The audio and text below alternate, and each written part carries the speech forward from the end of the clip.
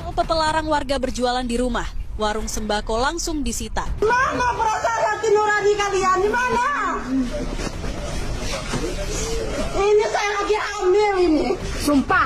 Datang tanpa surat tugas. Petugas Dishub dan Pemda tiba-tiba minta warung bapak ini ditutup. Pemilik warung pun tegas, kasih paham seperti ini. Tidak boleh sih surat ke belakangan tiba-tiba tindakan duluan. Bapak melanggar nggak? Ya kami tidak tahu melanggar apa. Tiba-tiba langsung pepes. Hidup di negerinya harus ada izinnya, Pak. Kapan Bapak keluarkan atur itu izin? Dari zaman bahula harus ada izin. Ya, kami tidak tahu kenapa tidak dikasih tahu. Kenapa nggak tahu mau gimana? Loh, apa laksanakan? Bukan ayo. Aduh, tahu baik-baik semua ini. Makanya itu Bapak kalau salah nggak usah ngeyel. loh, Kita ngomong baik-baik. karena Bapak arogan maka saya ngeyel. Kami tegur Bapak untuk nggak pasang ini dari 2 tahun yang lalu. Benar nggak? Apa itu Bapak? Oh, sejak kapan sih itu? KTP-nya mana? KTP-nya mana? Mau ngapain? Nah, kita datang. Pemirsa, beredar kabar sebuah warung wedangan atau warung angkringan di kota Solo, Jawa Tengah dikenai pajak 12 juta per bulan. Kabar ini menjadi heboh dan pusat perhatian hingga viral di media sosial. Inilah warung wedangan Jebuk yang berada di Jalan Ronggowarsito, Solo yang mendadak menjadi pusat perhatian. Warung yang buka 24 jam ini berada tidak jauh dari RSPKU Solo. Warung yang menyediakan aneka makanan seperti nasi kucing, nasi tumpang, soto rawon hingga beraneka ragam camilan seperti gorengan dan sate selalu didatangi pembeli. Di samping harganya yang terjangkau, lokasi yang strategis di pusat kota membuat warung ini menjadi pilihan konsumen. Pemilik warung wedangan Rahmat Wahono mengaku kaget saat usaha miliknya dikenai pajak 12 juta per bulan.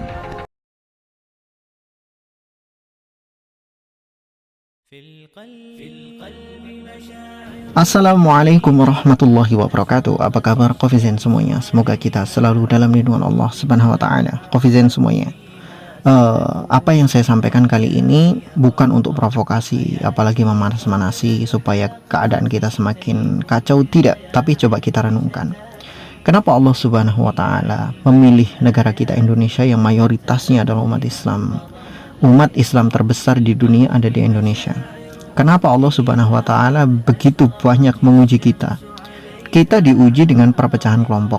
Kita diuji dengan fitnah dari agama sebelah. Kita diuji dengan kesulitan hidup. Kita diuji juga dengan pemimpin-pemimpin yang busuk. Itu sebetulnya adalah mungkin sayangnya Allah pada kita. Bayangkan, kita umat Islam ini ditempa menjadi sosok yang kuat seperti baja.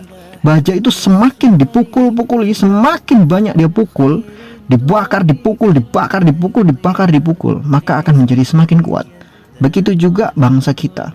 Allah menyiapkan bangsa kita ini untuk hadir di akhir zaman sebagai manusia-manusia yang sudah ditempa dengan berbagai macam ujian.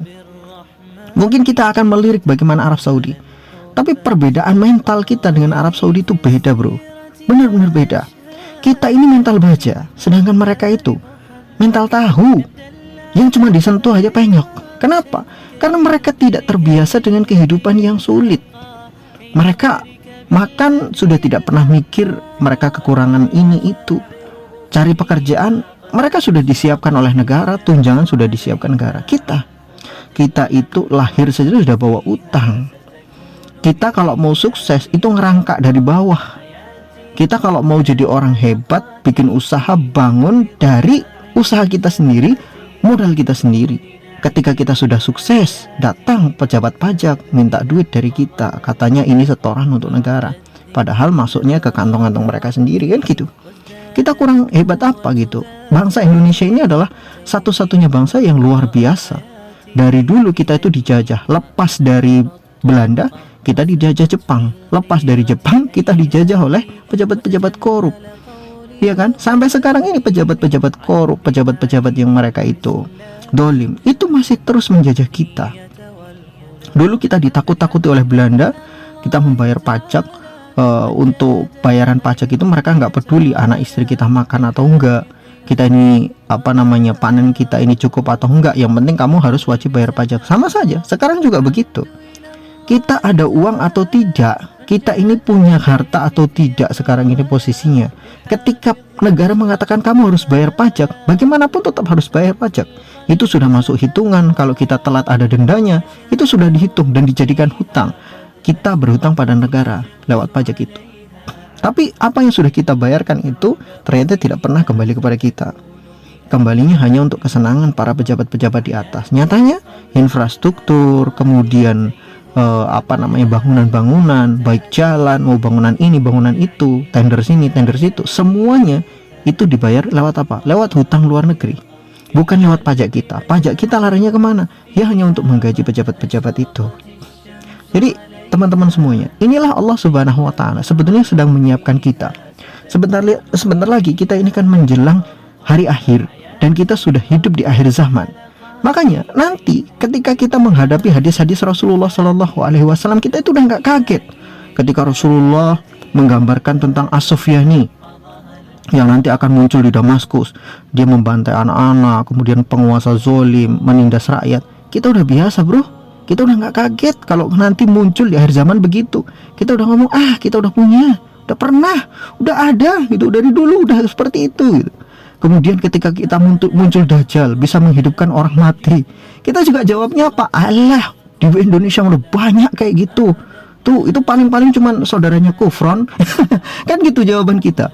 Kemudian muncul lagi fitnah ini, fitnah itu, dan lain sebagainya. Kita cuma ngomong, alah udah biasa, di Indonesia udah banyak. Kan gitu kan? Jadi ini adalah salah satu daripada apa yang sudah Allah siapkan untuk kita semua menghadapi akhir zaman. Di saat negara-negara maju terlena dengan kemajuan-kemajuan kita, kemajuan teknologi dengan majunya teknologi-teknologi canggih, kita masih dipaksa untuk hidup dalam penderitaan yang mungkin entah sampai kapan harus menderita seperti ini.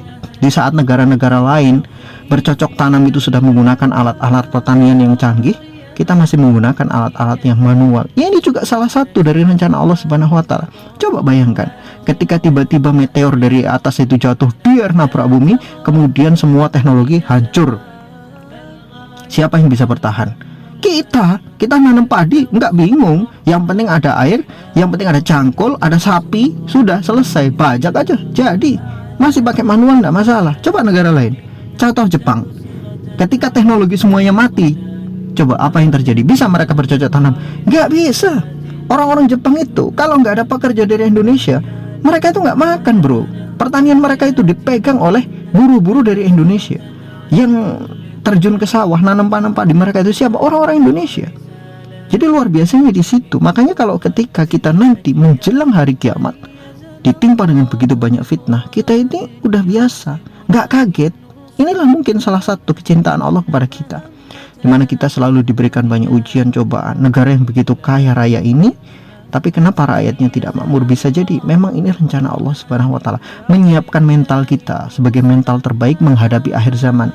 Ketika nanti Imam Mahdi muncul ke atas muka bumi dan mengajak manusia, orang-orang beriman itu untuk berperang menghadapi kezaliman, mungkin orang-orang Indonesia dengan tinggi yang tidak sampai 2 meter ini, dengan warna kulit sawo matang, ini akan menjadi pasukan-pasukan terbaik yang akan mendukung Imam Mahdi, karena mereka sudah terbiasa menghidupi beratnya hidup dari zaman ke zaman. Kemampuan mereka, mentalitas orang Indonesia sudah terbukti kualitasnya. Wallahu a'lam bishawab. Semoga bermanfaat.